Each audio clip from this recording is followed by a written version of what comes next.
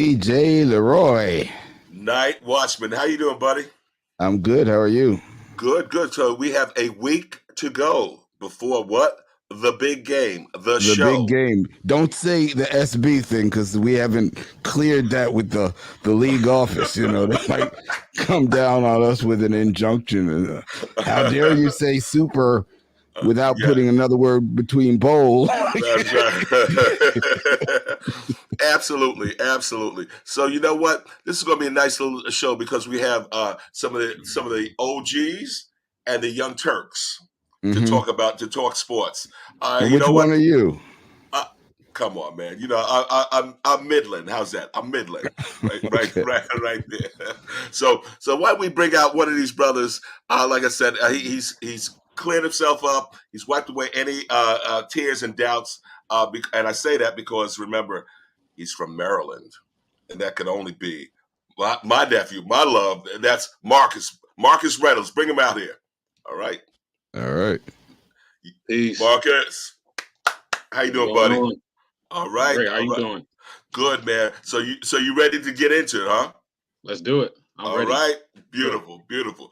And Night Watchman, we also have another young Turk, and I don't get it. Now Marcus, of course, gets on me about KC, but this dude was rooting for everything like Massachusetts.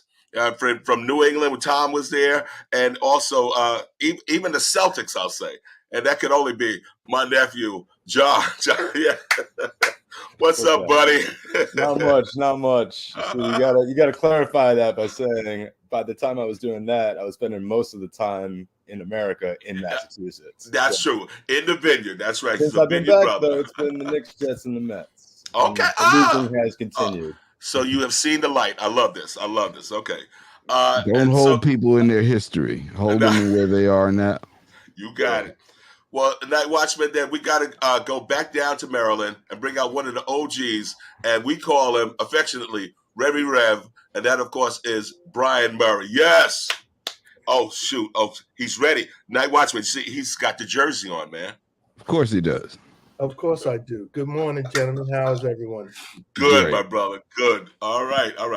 And then, this show would not be complete if I did not bring up, of course, another legend OG, and that is one who we call Captain Sid Davis. Yes. Yes. All right. Let's go Knicks. God bless you. Let's go Knicks. And you see his swag. You see that, Night Watchman, right? Yeah. He's ready. He's ready. All right. So first of all, you know what? Let's get this popping. So, as folks know that I do have a little affection for Kansas City. I like Mahomes, Kelsey. I like that whole thing. My nephew Marcus cannot understand it, but you know what? It's all right. I said that I would not have been too unhappy if Lamar had come through and did his thing. So, Marcus, man, what happened, man? What happened? What happened was the Ravens stopped playing like they did the whole regular season. Basically, the number one team throughout. You saw what they did to the 49ers and various other teams. Frankly, they just didn't come to play. They made a lot of mistakes, penalties, turnovers, really did them in. But I noticed the game changed after that first quarter with about 5 minutes left when Lamar broke the sack and threw that bomb to Zay Flowers for the touchdown. I thought it would be a game, but not to be. No. Okay. And I don't know what was wrong with Lamar, but he didn't look like the same Lamar he did all year. How do you dominate like that the whole regular season and get to the playoffs and just not do what you've been doing? I don't know what was going on. Maybe somebody was in his ear telling him, not to ball out. But he had a lot of running lanes he didn't take. He, obviously turned it over with the strip sack, interceptions. It was just not a well executed game overall. And I think you got to blame the defensive coordinators and the offensive coordinators as well. I didn't like their game plan, not running the ball as much as they had been all year throughout the regular season. And then not blitzing Mahomes, not getting after him. I thought that was a mistake as well, being that, Kansas City, they don't really have the threats on the outside. like a Tyreek Hill or anything like that, Kadarius Toney. So I thought they should have came after Mahomes more, made him a little bit uncomfortable. Obviously, Kelsey, he's a dominant tight end, probably top tight end in the league, but they could have put together a better game plan defensively, and then offensively, they could have, did some more. Ran the ball, got Odell and Beckham involved more. They waited until the fourth quarter to start throwing it to him, which I was, Yeah, that was definitely a bit surprising. So you know what? I'm staying down south. So Rev, please take it. What happened? So Marcus brought up some good points. My personal opinion is it wasn't as much that Kansas City won the game as much as Baltimore gave them the game. And let me explain what I'm saying. First and foremost, Kansas City maybe had one turnover. One penalty. The Ravens had like 6 or 7 penalties. You can't make mistakes against a team like Kansas City. True. And some of them were unnecessary flags. I'm going to support the young man because he's, with the absence of C.J. Stroud, Zay Flowers would have been the AFC offensive rookie of the year. But he made some youngster mistakes. He got some flags for some unnecessary stuff, and he really should have held on to the ball that last drive instead of trying to stretch. I'm going to disagree with Marcus a little bit on the defense because Kansas City had a game plan. Let's get a lead, and let's see if the Ravens can come from behind. They got the lead, and for 3.5 quarters, the Ravens defense shut them down. Period. 3.5 quarters. You can't ask any more of the defense than that. And the evidence of that is the defensive coordinator yesterday became the head coach of the Seattle Seahawks. Oh, wow. Okay. Wow. So we've never had McDonald. We can go back. Wink Martindale helped the Giants tremendously. Dean Pease. We don't have a defensive problem. I think Stephen A. Smith was sad on Monday, but he had to say it, and it's true. Part of it was Lamar choked. As Marcus said, he didn't ball out, man. He was trying to prove he could win the game from the pocket. So as a result of that, you can't squander second down and third down against Kansas City. You can't. Yeah. And that's what we did. Because if you go back through the stats, we ran 6 running plays the whole game. Are you kidding? Yeah. That is not and with all of those mistakes, all of that nonsense, we lost by a touchdown. Yes. Incredible. So you know what, Mr. New Yorker, Sid, you didn't have a dog in that fight per se. So let me hear your thoughts. Can't add a lot to what Marcus and Brian said. Was a little disappointed just to look on Lamar's face. I would have liked to have seen him just play to win the game, run, do whatever it takes. But I think he was trying to quiet the noise of, can he win from the pocket? Just they got behind. They had plenty of time to just take their time, stick to their game plan, run the ball, do some run pass options, things of that nature. And like Brian said, they had them shut out after the first 2 drives. They got the field goal because of the stupid penalties right before the half. So if they wouldn't have had the penalties that have gave them that field goal before the half, then they would have really been there. And like Brian said, it's not so much it's that Kansas City beat them, that the Ravens beat themselves. So I can't add a lot more to what Marcus and Brian said. Gotcha. John, now, like I said, you said that you are now reformed. You're back to New York, baby, and I'm feeling that. Okay, so give me your thoughts. Something I have a specialty in. Right? Go ahead. What's your thoughts, man? No, I agree with both sides in a sense, but the reality is Kansas City isn't as good as they were this year. This year as they have been in past years. You're looking at Lamar and kind of putting the blame on him and stuff. Let's put the blame on some of the front office stuff. Who are his best receiving options? Rashad Bateman hasn't lived up to the expectations that he should have been, but he's 6'1" and hasn't done anything. Not a great route runner. You bring in Tyrone Wallace, who's not particularly a great route runner either, and hasn't done anything. Then you're talking about Duvernay, who didn't do anything for years out there, who's 5'10". Then you're talking about our Odell Beckham is the big signing. He's a 5'11" receiver, and then your first round pick is a 5'9" guy. Like, we're in an age now where cornerbacks are taller, they're faster, they jump higher, they have better hand skills, and you're bringing in guys who are not particularly precise route runners, but they're good players. I'm not knocking them on that. The problem is they're not really, as Marcus was saying, the outside threats that you need. It's very much built like, I hate to say it, like the Patriots were when they had Brady, Welker, Gronk, and things like that. They didn't have the pieces. They had a great O-line and a good defense, and they played situational football. That's kind of what the Ravens are right now. They have Mark Andrews. They have a great line with Linderbaum and pieces like that, but their talent and weapons, like J.K. Dobbins gets hurt every year. He's coming off his third Achilles or ACL injury in 3 years. Like, you can't stay healthy there. So you're putting everything on this young man to do it for years and years and years. The defense hasn't stuck out and done things. And it's like, the way to beat that Chiefs team right now, they do not have the pieces. You have to get the pressure on them, much like the Giants did against Brady. You just have to blitz them. The Eagles did it. The Giants did it. Like, that's what it is. Put the pressure on him. But everyone's playing with so much respect because of who Mahomes is, and they respect Andy Reid and his ability to scheme up plays, that they're just playing scared. Well, and it's like the two best teams in the AFC this year on paper were the Bills and the Ravens.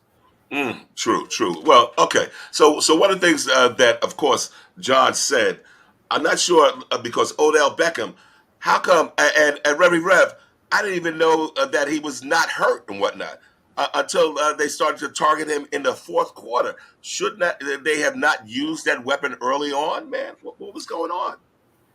Well, you got to go back to the game plan. And Sid said some things that make sense. When you're running when you got a team blitzing, like Kansas City blitzed about 50% of their defensive snaps, let's let them come gangbusters and send a running back past them. Let's do some RPOs so that we slow down the blitz and let people run routes. See, for somebody who's followed the Ravens throughout the year, OBJ was hurt early in the season, okay? And he caught a few balls, and then he got himself together around halfway through the season.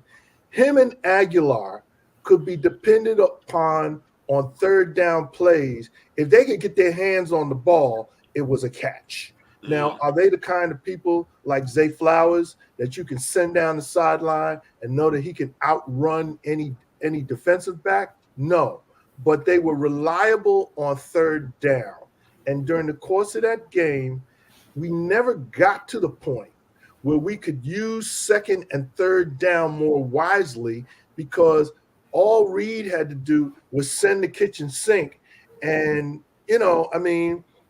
Kansas City isn't that great of a defense. Their line isn't that great, defensive line. I believe that if we'd have run 20, 25 running plays, during the course of the game, we would have mitigated that blitz. And Lamar could have done a wide range of things that would have included some routes to somebody like an OBJ or some routes to somebody like an Aguilar. Trust me, if you watched them during the course of the season, and I think that Marcus would agree, if you got the ball in them on second or third down across that yellow line that we see on the TV, they were catching the ball, period. Marcus? Yeah, I agree 100%, but like John was saying, there still wasn't the weapons on the outside. I don't know if the Ravens receivers just couldn't get open or what. And then you have to take into account, in my opinion, some of that play calling was awful. You throw in wide receiver screens, like flat routes to the running back. You need to push the ball downfield. The Chiefs, they have Snead, who's a great defensive back, but no one really in the secondary that scares you, that you can't throw at. So you got to be aggressive, and they just didn't do that at all. So yeah, I didn't like the game plan offensively or defensively. And ironically enough, who do they have on the other side? Steve Spagnuolo, defensive coordinator, used to be with the Giants, beat Brady twice, knows how to play against these type of quarterbacks, the Mahomes, the Bradys, the pocket presence type of quarterbacks. So. Okay, nope. That's good analysis. Night Watchman, what you got, man? You got anything over there? No. Good one, good one. Wow, So, Cap, man. So Yes, sir. you heard the analysis. Now we talk about the wrong things of of Baltimore. Tell me some good things about KC. Tell me some good things about San Francisco. What are we looking at? Well, in terms of KC, their defense is better than Brian. I want to give them credit for according to the stats. I think they were the number 2 defense. Ravens were number 1 and number 2. That's what held KC's season together was their defense because they were saying the offense was rarely scoring over 21. Chris Jones is a beast. They play together. So I mean, you can't let Kelsey beat you. I mean, Kelsey, go to Bill Belichick school. I'm gonna take away your best player. And that's what the Ravens didn't do. They didn't take away Kelsey, make somebody else beat you. Right, but just the confidence that they have, they stick to a game plan. KC is going to give you a balance of running the ball and passing the ball. But a lot of times it says when you have a key situation, it's not about the play you call, it's about get it to your best player. So that's the scheme. So KC knows how to do that. San Francisco, the coach is a guy. He puts his teams in winning positions, and he's going to have them offensively prepared. McCaffrey's a beast. You got to count on him to probably give you 120, 130 all-purpose yards. So that's what I like about the versatility that San Francisco. I'm a Purdy guy. They say, quarterback manager, Mr. Irrelevant. But I'll tell people that Tom Brady was a game manager his first 2 Super Bowls. He wasn't Tom Brady until later on. Right. So I like what they got in terms of the balance they have. A little surprised that with Bosa and Chase on that front line that they not wrecking more havoc. I said because when they got Chase from the Commanders with Bosa, I said that's going to be a problem for people. Yep. Haven't seen it so much. So, just wrapping it up, I like the balance that both teams bring to the offense. They both are going to commit to a balanced attack. So that's going to be exciting. And they're going to get the ball to their best players, McCaffrey and Kelsey. And so it should be a good game. Nice. John, Yeah. Thoughts, KC and San Francisco. What are you feeling? Well, I mean, you got to give them both respect. For KC, Andy Reid is one of the greatest offensive coaches in, the last 30 years at least, probably in football history, but in the last 30 years, of course. Patrick Mahomes, I'd also argue, is probably one of the top 5 most talented quarterbacks, definitely that I've ever seen. Probably top 3 I've ever seen. It would be him, Rodgers, and Marino. Would be the most talented, and then I'd throw in Elway and maybe Favre, honestly. But then outside of that, you're looking at just San Francisco. I'm an Elway guy. That was the 90s for me. So how can you not like the Shanahan style and system, its game? And you talk about just the defense. They're just head to toe stacked on that D line. Their linebackers are playing really well. The secondary is some of the people have just stepped up incredibly. They have the young guy I can't even pronounce the last name, Tua Hufana or whatever, the safety, who's come out and just been almost he's like the young. We're talking about him like a young Troy Polamalu kind of now. He's just lighting people up and hitting people. But KC they've got to. Okay. So you got to give them the respect. And they beat San Fran before to get here. Sure, San Fran didn't have Purdy at the time because he was hurt. But I understand this Brady and Purdy conversation, and I'm not knocking it. But as much as I've been on the Brady bandwagon, you've never heard me say that he's been a top 10 most talented quarterback in my life. I've always argued that. Accomplishments, he's the greatest. Talent-wise, not even in the conversation. Wow. Okay. Out of his hands to the skill positions players as quickly as possible without making mistakes, and that's what Purdy does. So with Samuel and McCaffrey, so you saying game management? They got a chance. They got too many weapons on offense and defense in San Fran for me. Okay. So we got San Fran with John. Let's go around the horn here. Revy Rev, what are you feeling, man? Living in an AFC town, right? Yep. And being someone who's been close to the Ravens for all these years, you got to give Kansas City their respect. Okay. I think Sydney said it right. This has not been one of their better years, but they have a program where they do not beat themselves. And so I think that, and that's despite what I feel they are defensively. And maybe that's because I live in Baltimore and I'm used to a certain standard year in, year out of defense. With respect to San Francisco, I'm a little underwhelmed by them. I would have expected to see more mayhem after they got Chase Young. Him and Bosa, I expected to see a little more. In my opinion, they barely escaped Green Bay, to be in this position. So I'm also probably not on the Purdy bandwagon yet. I think that he's somebody who stepped into a good system. Shanahan has been said before is a great play caller and built a program here. So time will tell. But in this Super Bowl, simply because it's Kansas City, and they got to this point with a less than optimum season, even by their expectations. They have to be rolling into this ultra confident with the notion that if we do what we're supposed to do on any given Sunday, that should be enough to beat everybody in this league. Period.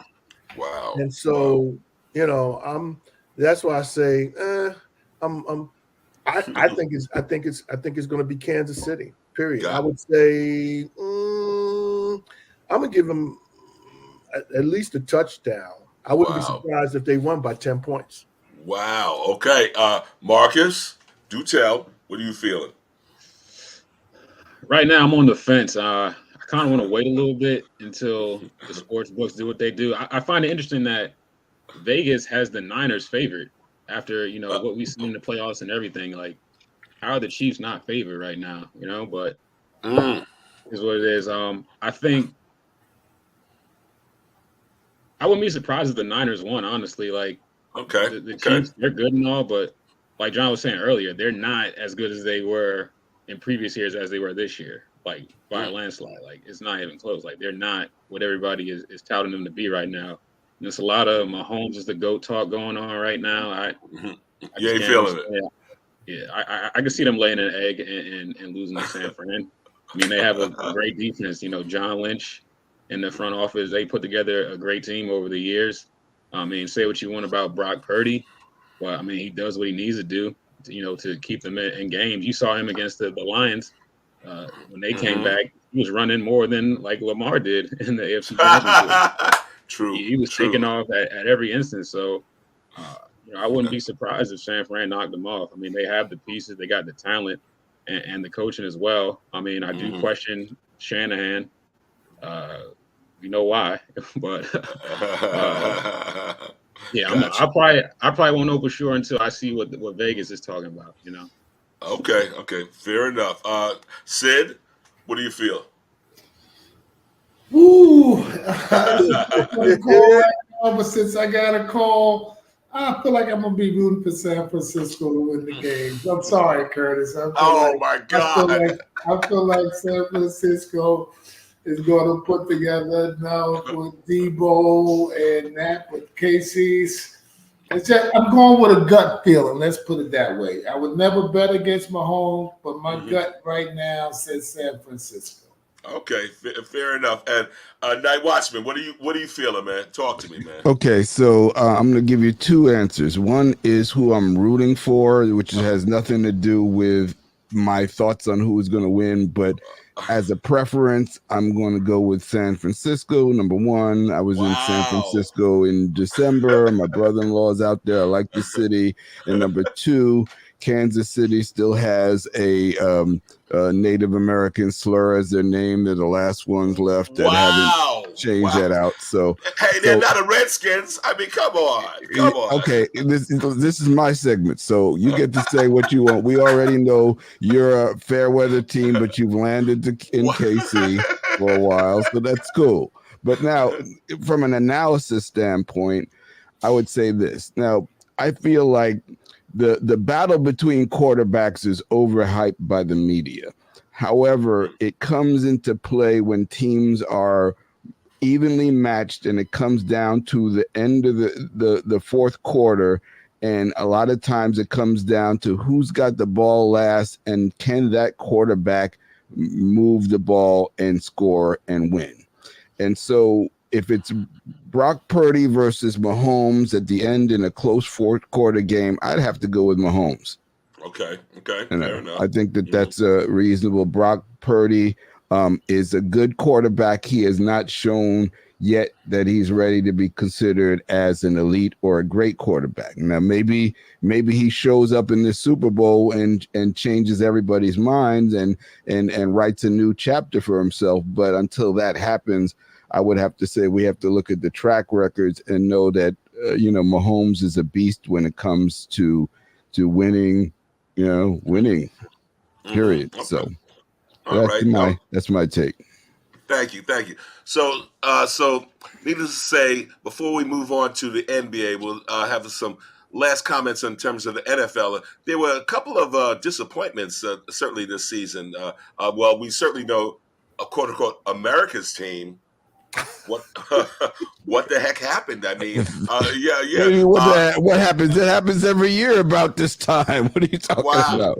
That's like the swallow, the whatever, the birds that go back to Capistrano, the salmon swim upstream, and the Cowboys lose early in the playoffs. They get just far enough to get their rabid fan base. Oh, we going to the Super Bowl. It's like, yeah, you might be going to watch the Super Bowl.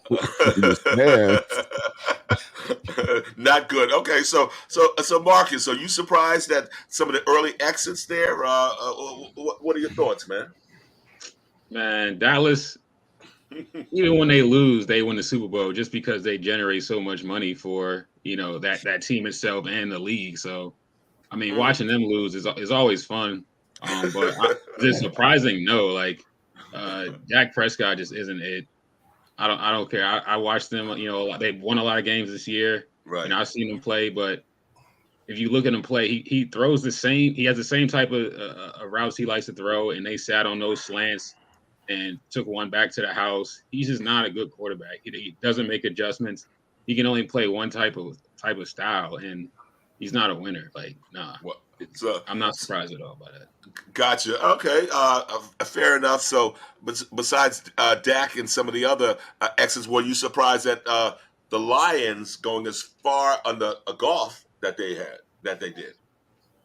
No, I mean they had a good team all year. If you watch them, they ran the football pretty well. Their defense was great. Remember, they beat KC in week 1. Handled them pretty good. A lot of people might not remember that, but they went into KC and did a number on them. So, I mean, I thought they would be in the mix when the playoffs started, that they could win a couple of games, especially against Baker Mayfield. And I knew the Eagles was going to lose, so they weren't going to be a threat to the Lions. So, I mean, they choked it on the last game, blowing that lead and making those horrible play calls on fourth downs.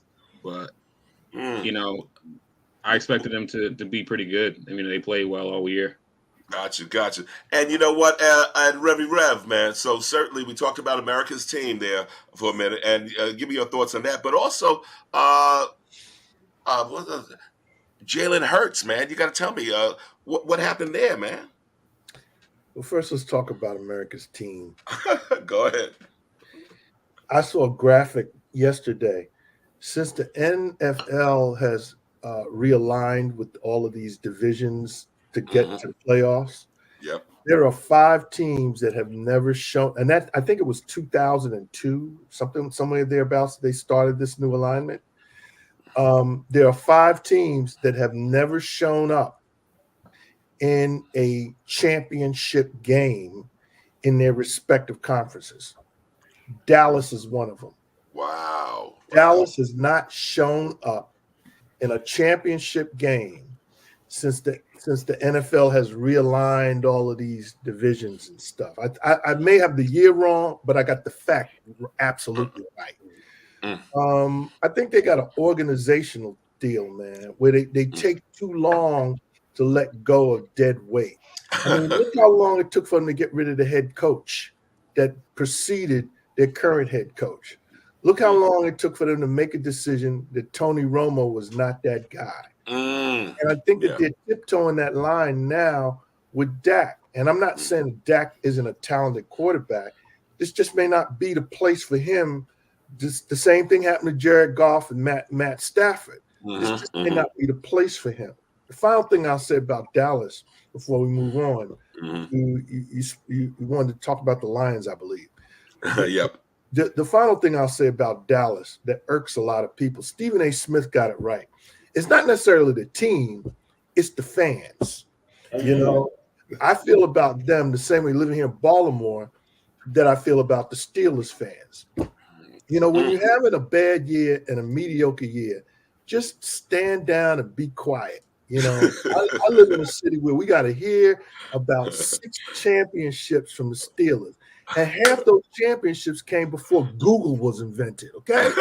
So, you know, we don't hear that kind of stuff out of Steelers fans and Cowboy fans until they do some things. Now, with respect to the Lions, I think that they're building something over there. When you look at the division that they're playing in, based on what we saw this year, and if they don't slip at all, who's better than them? Minnesota? I don't think so. The Bears, let's be serious. Green Bay is coming, but it's going to be a minute. So the Bears have the Lions do have the stars lined up to at least get out of that division, right? And then see what they can do in we call it the playoffs. It's a tournament. It's a one and done tournament, just like any other sport. So that's my thoughts on the Lions. They have the rookie tight end did a great job. Amon-Ra Smith, he did a great job. You got this young boy at running back. I forget it, the rookie running back and Montgomery together. They're doing a good job. So I think the Lions have some pieces. And the Lions are in the right division right now for them to make some noise in the playoffs in the coming years. Gotcha. And Sid, do tell us, man, in terms of, we already spoke about America's team. Give me your thoughts there. Is Dak the one, or is he not the one? Well, you know, just the lights were bright. You can see him sweating next to it. You can see he had that look on his face. I think the lights might be a little too bright in Dallas. As Reverend Rab said, maybe he needs to change the scenery. Atlanta, someplace like that would be friendly to African-American quarterback. In the weak division, the lights are not too bright. Jerry Jones got to figure out what he's going to do in terms of his meddling. And they just got so messy at the end with all the commentary from Parsons and CeeDee Lamb family and Dak's brother. But I do believe the answer is for Dak to take a team-friendly deal because he needs more pieces. So if he tries to go out there and snatch that $60 million, but if he comes back at the right price, I can give you some more pieces, then I think that might be something to consider. I'm excited about C.J. Stroud and Jordan Love, the young brothers that are coming on the scene, got their shot. So I'm excited to see what they do going forward. And I got to give one more part shot about KC. Part of my point in San Francisco, if I see another Patrick Mahomes Kelsey commercial and this Taylor Swift stuff, I'm just done with it. So that's why I'm kind of pulling for that. By the way, DJ LeRoy now has all State Farm insurance, and Oh, he's got wow. every Taylor Swift record ever. See, Night Watchman, I did not think you were going hard like that. I did not think you were going hard like that. But I mean, let's talk about the Taylor Swift phenomenon, because there's a lot of people who hate it. I love it. It's sending MAGA Republicans have lost their mind because they're afraid Taylor Swift is going to mobilize her army against them. But there's another thing that's going on which is interesting, which is, if we go back a few years, let's go back to Colin Kaepernick when he was having his problems, and it was clear that the league wanted to not have individual players have a whole lot of sway in terms of what happens in the National Football League. Now we've moved on to a point in time when the celebrity and star power of the individuals, both on the teams and around the teams, are starting to have a lot more sway. And so you see a Travis Kelce and you see a Patrick Mahomes, and now you also have kids coming in early on that already have NIL deals, name, image, and likeness deals, where they're making money before they get the rookie contract. So they're probably, you have people coming in who may have more money in the NIL deal than they're going to get in their rookie contract. So the balance of power from a few years ago, when the league lost their mind because Colin Kaepernick took a knee, to now a point where the league is relying on this celebrity star power to fuel its marketing. So it's an interesting time that the players are now having more leverage than they did a few years ago. So I think that's an interesting development for and I'm all for that. I'm all for the players. The players are the product. They need to get their fair share of what's going on, not be discarded, thrown on the trash heap when they're no longer able to perform. Absolutely. And John, so your rookie card is now going for how much, man? Just checking. Go ahead. What are your thoughts, man? No, I see what you're saying there. The thing with that, though, with the NIL deals, is you have to understand how much money that the universities were making off of these kids. That it was equal pay from the college education, when the reality is that those deals that they sign are contracts, these scholarship offers, where they can be a 4.0 grade point average student. If they're not performing on the field or on the court, they can lose their scholarship and not be at that school next semester. So it's never been an equal pay. This is something that, if you're going to use their name and their image to have these big posters and sell things and have them sign autographs, and you're going to sell their jersey at your team store, they should make some money. Absolutely. 100%. That's their name. They should make money for their use and image, even though they're at your school. Now, if it's a team thing, that's different. But if it's like you're selling my name and number jersey for your team, no one's buying Alex Caruso jerseys the same way they're buying LeBron jersey, LeBron James jerseys. No, Caruso should not get paid the same as LeBron on a outside money standpoint when it comes back to merchandise. And that's kind of how it works with NIL. These kids make their own deals. They go out. They might have local things with like a deli or a car or something like that. Mom and pop shops too for a lot of these guys. And that's just them making money now where they can afford to kind of do what they're doing in college and not have to go around these loopholes where teams are constantly breaking NCAA violations. It's just more out in the light now is how I feel about that. Absolutely. And Marcus, same thing you're feeling in terms of the NIL deals? It's great.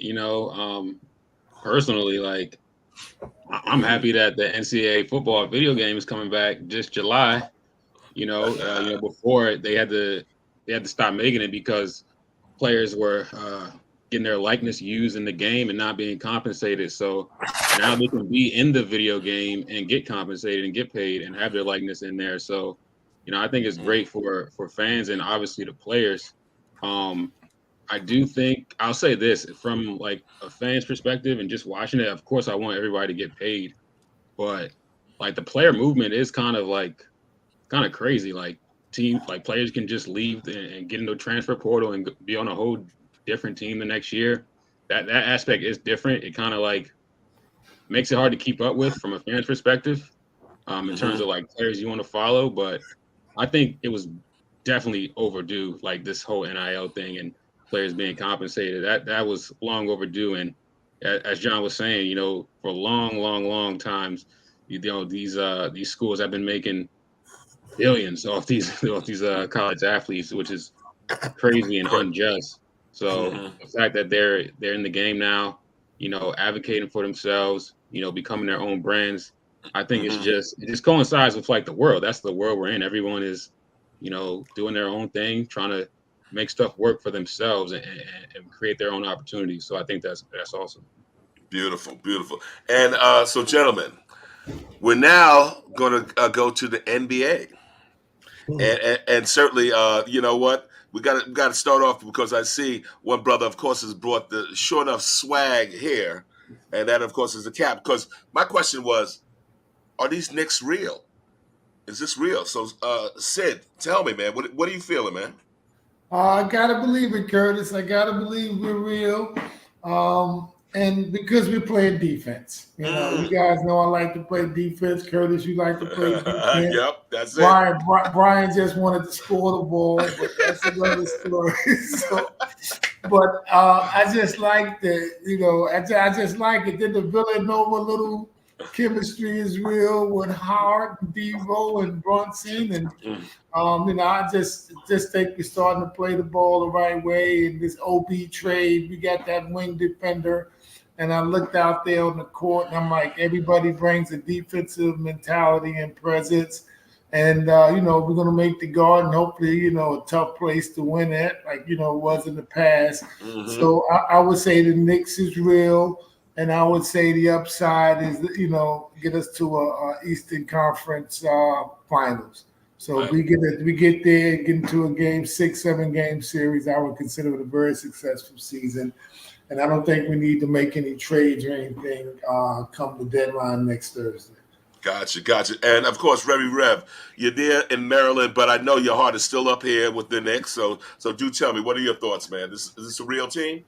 I think so, and my thoughts on it are that I know Tibbs has to be happy because he's finally got a team that's in his image. Tibbs likes to grind. I when I look at this team, I think about the old Chicago Bulls teams. Same kind of personality, grinders. I like as Sidney talked about these Villanova boys.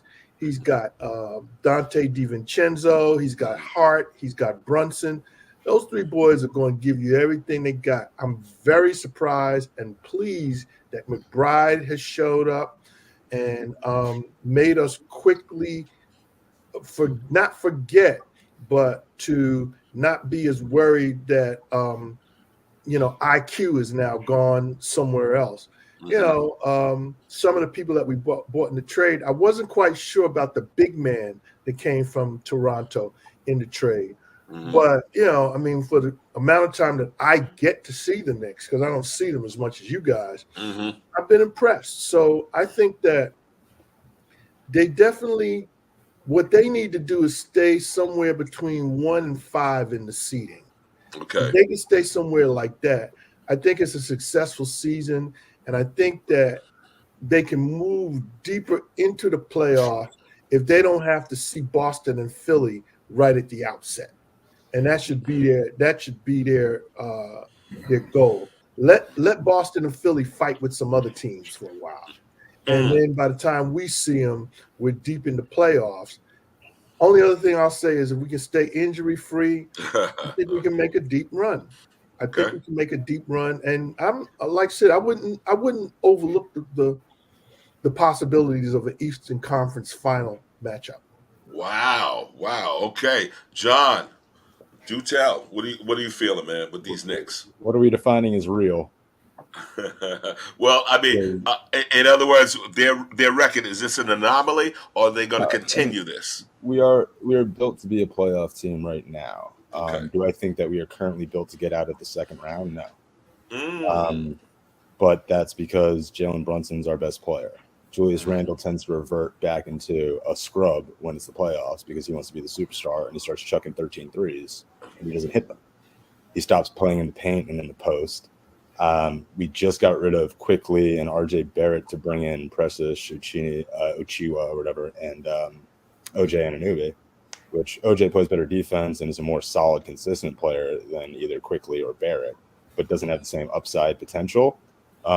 Doesn't give you the same amount of scoring output off the bench either with Quickly or anything like that. And then third and foremost, it's just like OG is on an expiring contract, so you're gonna have to bring him back for a decent amount of money next year. Mitchell Robinson's out this season and hurt, which is why you brought in Precious to be the backup center to Hartenstein and Jericho Sims. But we're not better than Milwaukee right now. We're not better than Miami. We're not better than Boston. We're not better than Philly. I don't even think we're better than Cleveland this season. Ooh. In all honesty, like a 7-game series, I think Darius Garland would give us the business. So if we can get to the second round, that's good for me. If we end up getting to the Eastern Conference Finals, that's overachieving, and that's kind of where we are. We need a stud on that team because we don't have a player in any position on our lineup that's a top 5 player at that position in the league. Gotcha. Well, you know what, Marcus, you heard John's comments there, and also I'll kind of like revert back. I'll even say, so Jalen Brunson, right? I mean, he challenges the bigs. I remember I haven't seen a dude that size challenging the bigs since Allen Iverson, for God's sake. Okay, he's not as quick as Allen. I don't know how his hops are, if they're as hoppy as Allen, but give me your thoughts, man. No, Jalen Brunson is the real deal. I was telling people when they got him, he's for real. Like he's a guy that doesn't turn it over, has a handle, and just can, flat out score. He's got great footwork, and he's a little undersized, and defensively there's some limitations. But I mean, I would want him as a leader on my team any day of the week. Just in terms of the Knicks, their overall outlook, though, I'm happy for him right now. They're playing well. The OG trade looks amazing.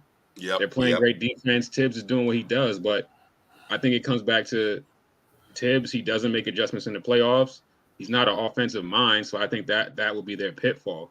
And then I agree with John on the Randall fact that I don't trust him in the playoffs to make the decision in terms of shot selection and even turnovers. He gets a little erratic out there by not deferring to the better player, which is Jalen Brunson, and he's on a tear right now. So I think they need to really, when they get to the playoffs, become a different team, make some adjustments, which I don't trust them in doing. They have a little bit more leeway now, more opportunity to make it to the Eastern Conference Finals now that Embiid, we've learned, it has a torn meniscus. So I don't think I can see them getting past a Philly. So you're really looking at either maybe Boston or Milwaukee. Miami is a great playoff team. They're not so hot right now. The Knicks just beat them the past couple times. So they'll be right there. Maybe second round Eastern Conference Finals, possibly, but they just can't make adjustments, man. And like you said, Tibbs has to keep them healthy. He has a history of running his players into the ground with 5 minutes usage throughout the regular season. He needs to start open up the bench a little bit as the season winds down when you're in the playoffs, so that your stars are healthy, your main guys are healthy, and they can perform in the playoffs and be healthy. Gotcha. Indeed. So now, okay, so we all went with our love, of course, the New York Knicks, because we are, after all New York guys. That's where we have our roots. But so I'm looking at the NBA as a whole. Which team kind of like stands out, Sid? Tell me, which one are you saying that, they're going to be tough to beat? All right, so I'm an NBA fan. I get the NBA pass. I watch all the games. So nice. A lot of the games. So the players I like to watch is SGA with OKC. So I'm keeping an eye on them. They're young. He's just fun to watch. He's just so efficient the way he goes about his business. So that's a sleeper team for me. And Minnesota Ant-Man, I'm trying to like him more and more, but I like rooting for the young boys. So OKC is a little bit of a team to watch for me. Okay. I just want to say, I wish I would have went last on the Knicks thing. Because John would have took some punches. I hear you, man. I hear you. Well, come back, Sid. You have the floor. So what other comment might you have regarding our Knicks? We beat the Cavs last year in the playoffs with Randall being hurt. He came back from a bad ankle injury. Despite the ankle injury, so we handled the Cavs. And we a game behind Milwaukee. We in the 3rd seed. With Embiid being hurt, Milwaukee kind of in flux. We got a little heat on them. So we're looking at the 3rd or 4th seed. Miami really scares you. Jimmy Butler plays when he wants to. The Pacers and the Cavs do scare me this year, but I'm not worried about no heat. And, and then Mitchell Robinson is coming back. Marcus made a good point. As the season winds down, you got to let these bench players. But now, because of Robinson being out, Randall being out, the bench has expanded because these other guys have been given their minutes. So hopefully Tibbs can use that, rest these guys, cut down some of these guys' minutes, and then have everybody fresh and ready to go in the playoffs. Got you. Rev. But OKC is my team to watch. Yeah. Okay. You heard Sid. What are your thoughts in terms of around the league? What are you feeling? I have to be honest. We've already spoken about the Eastern Division, and I think the Sid and I are kind of on the same page in that if we can finish somewhere like a 4th seed, I think it helps us out when the tournament starts. I don't like us going any deeper than a 5th seed, and I think that there are some stars that have lined up currently. Out in the West, I'll be honest with you. I don't, you show me somebody that can beat Denver and we'll have a conversation. Denver is not flashy. Denver has some guys, Murray is a bad boy. Porter is a bad boy. But they just go there. To me, Denver is the NBA's version of the Kansas City Chiefs. Wow. They just show up. They don't hide what they're trying to do, and they tell you to stop them. I know we got the Lakers out here, Showtime, blah, blah, blah. The Warriors, Until somebody beats Denver, Denver owns the West. Wow. Okay. Gentlemen, anybody else besides Denver? Because I hear him. Because as you guys do know, there's nobody else besides Denver in the West. There's definitely not the Golden State. Okay. I'm forgetting about Phoenix. Nope. Are you guys forgetting about Phoenix with Bradley Beal, Booker, KD? What?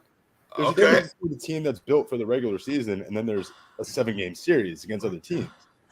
I don't see many teams out west competing with Phoenix if they're healthy in the playoffs. All right. Marcus, so you shaking your head. Do tell.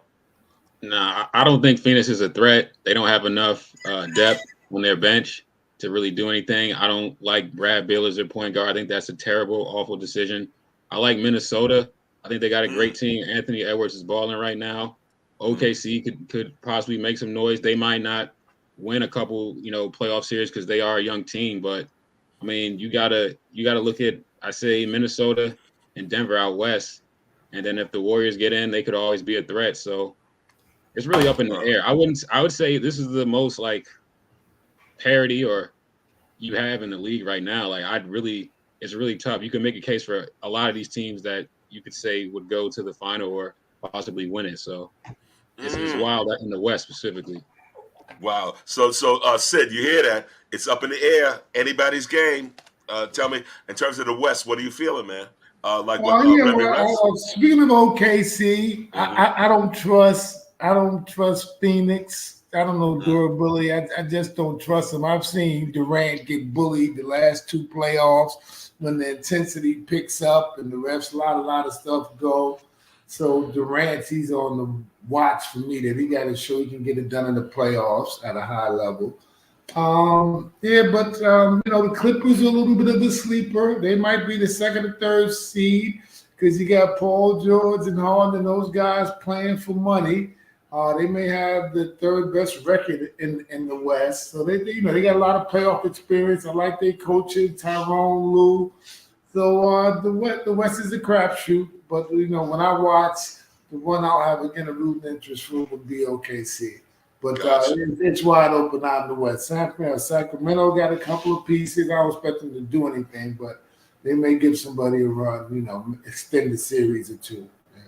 Gotcha. In the West, you got a lot of teams with players who are at the sunset of their careers. Let's face it. The Lakers, how much more do we have from LeBron? How much more do we have from Golden State? How much more do we have from Chris Paul? How much more do we have from Klay Thomas? Curry still has a little bit of gas left in the tank, but he can't do it by himself. Draymond Green, we don't know what's going on with him, but he may not be with the team next year. We don't even know. So there's a lot of sunsetting going on in the various teams in the West. Whereas I think, what Brother Brian said about Denver is true. Right now, they won very convincingly last year. Mm-hmm. And right now, no one else has stepped up to say, hey, we're going to be that, we're going to be that one to take them down. There are definitely teams that can be threats. But, if you want to be the king, you got to beat the king. So. Gotcha. Well, one thing, let's say we do have the All-Star game coming up. Now, I don't even know the lineups per se. I do know that our New York Knicks, Jalen Brunson, is a All-Star. Are there any, let's say, absences from the roster that you guys say, how's that person not there? Anybody? There's some absences because of people who didn't play enough games. I saw a list the other day. I think John Morant was on it. There were a couple other people I can't remember, but there'll be some big name absences that don't get there, or at least I guess don't start. I guess because of games played due to injury. Gotcha. Anybody else? Marcus, what are you saying? Hey, De'Aaron Fox should have been on there, man. I don't know what they were thinking. Like, he's one of the top guards in the league, not alone, let alone out west. So for him not making it, in fact, no one on the Kings made it. I thought, someone at least should have represented them in the All-Star game this year, but they're having a great season. So I would say De'Aaron Fox is my number one snub. Like, how? Like, you want to see De'Aaron Fox in the All-Star game anyway. Like, running up and down the court, he's like the quickest thing out there. Come on. Wow. John? I don't really care about the All-Star game. It's fan voting anyway. So that's really the snub is if you don't want them to get a snub, go out and vote. Spend your money and your tax dollars and your data because I'm not doing that. I'd rather a championship. I don't care. Gotcha. Sid? Well, let's not forget Randall made the All-Star team too. Let's not forget that. Okay, yes, indeed. 25-10. Yes. And I'd have to agree with Marcus that Fox was a snub. He kind of started out hot, but he fizzled. And I looked at that, Marcus, and I couldn't think of who you take off for Fox. I said, when you say he should have been on, you got to say, well, who do you take off? And I couldn't come up with a clean answer for that for Fox. Gotcha. So I didn't see no real snubs when I looked at it that way. Well, if I put this guy on, who am I taking off? I couldn't come up with anything. Beautiful. Rev, what you got? I'm kind of in that same boat. I think that the lineups, even the reserves, they did a pretty good job. I'm curious as to what they're going to do with Embiid's slot now. Who's going to take his spot because he's a starter. Yes. So who will they throw in that position, and then who will they plug in from the reserve? I'm going to imagine somebody from the reserves is going to move up, and then who will they plug into that reserve spot? But no, I think they did a decent job. I am though part of what you're talking about, Sid, with Sacramento. Sacramento has some killers. Don't get it twisted. So at the very least, they should have been better represented on the All-Star team. But to be perfectly honest with you, as I look here, I don't see anybody from Sacramento on the All-Star team. That's crazy. Wow. That doesn't add up. How is Anthony Davis? How is Anthony Davis and Devin Booker over De'Aaron Fox? I don't get that. Especially Anthony Davis. Like, nah. Wow. Okay. Well, Night Watchman, we leave with a little bit of controversy, some comments. So, Night Watchman, you should take us home. Okay, well, first of all, gentlemen, thanks for joining us and sharing your opinions and observations. We all love the fun of this time of year, and we root for the best team. May the best team win on Super Bowl Sunday. I say KC. No, sorry. Well, we'll know if they win. We'll know they're the best team. True. So you've been listening to Soul Lounge Primetime on WHCR 90.3 FM, the voice of Harlem. Also live streaming on YouTube and Facebook and all your favorite. That's it. You went out for a little second there, Night Watchman. Could you say that again one more time? What feeling? You keep going out. What's going on here? Night Watchman, you there? Go ahead. Yeah, I'm here. We're on Soul Lounge Primetime. Goodbye. Gentlemen, great show. Thank guys, man. We will be doing this, like I said, maybe semi-annual, that we're going to have a round table, just a discussion about sports in general. All right? Okay, so the next one's going to be a barbecue, right? You got it. All right, guys. We might go to Maryland for that. We'll go on location. And gentlemen, now I know Rev has done his, but please, I encourage you to upload your picture and a brief bio through the portal, okay?